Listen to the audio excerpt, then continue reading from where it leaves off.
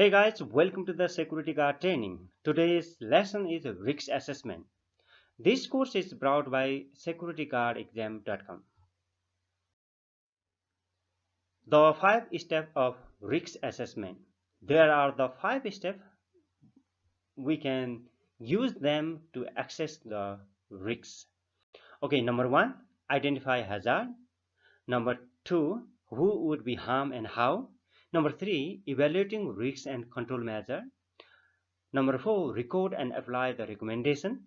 Number 5, review and update if required. Okay, here are the 5 steps to access the risk in the workplace.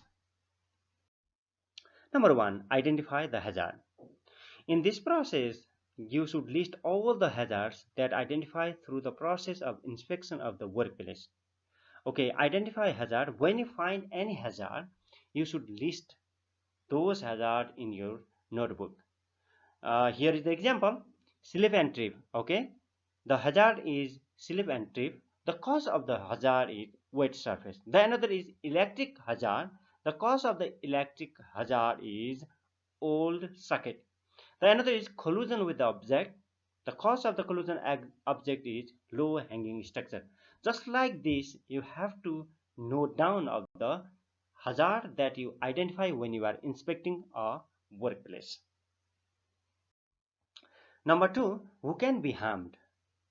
Okay, the first point you find, identify the hazard, and you have to note down the another thing is who can be harmed. In this process, you should access who can to contact with the hazard and how they can be harmed. Okay, who can be contact in the hazard in the workplace? The worker can be contact, employee, contractor, vendor, visitor, public, and people of the determinations. They can contact to the hazard and can be harmed.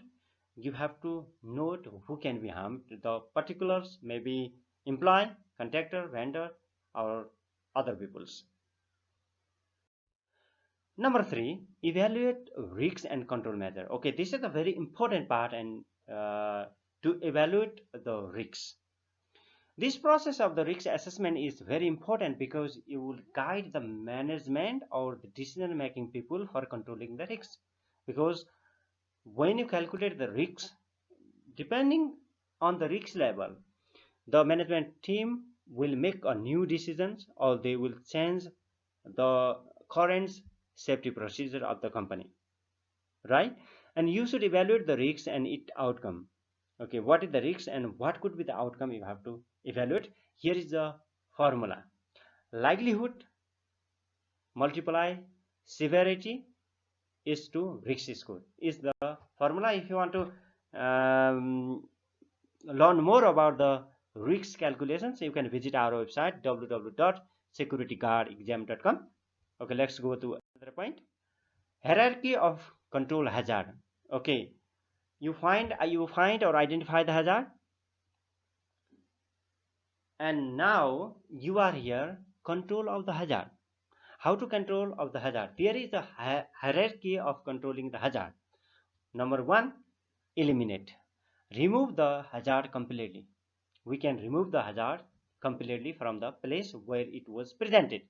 The another is substitute. Substitute means we replace the hazard.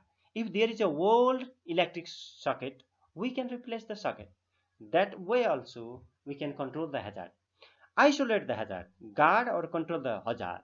Okay, if there is a hazard and you can guard it or you can control it, deploying a security guard or making a cordons, we can isolate the hazard. We can make the hazard out of the access. We can prevent the people's access to the hazard. Isolate. The another is administrate. Change the policy or the procedure. If there is the hazard or something, cause of the current procedure and policy, we can change the current policy and procedure. PPE, use the protective safety equipment. You should use the protective safety equipment when you are handling the hazard, such as gloves, goggles, or helmet, etc. Number 4, it is the another point of the risk assessment in the workplace: record and apply recommendation. Okay, on the process of the risk assessment, the identification of hazard and control measure only be useful when they are recorded and recommendation implement. Okay, when you identify the hazard and we control the hazard, when we make a recommendation and the recommendations are implemented from the management team, that can be useful. Okay, when you are writing the record or when you are making the recommendation, we should include these following things: report number, date, valid date, department to work area, key risks, other risks and rating, relevant policy and procedure, risk assessment summary, record keeping requirement. Okay, this point we have to include when we are making our recommendations to the management for changing or for controlling the risks in the workplace. What does mean ALARP? ALARP. What does mean ALARP? Okay, it is the concept of reducing the existing risk level as low as reasonably practical. Okay, ALARP means reduce the risks as low as reasonably practical. Number 5, review and update. Okay, our risk assessment should be review if the following things include. Okay, we can review and update the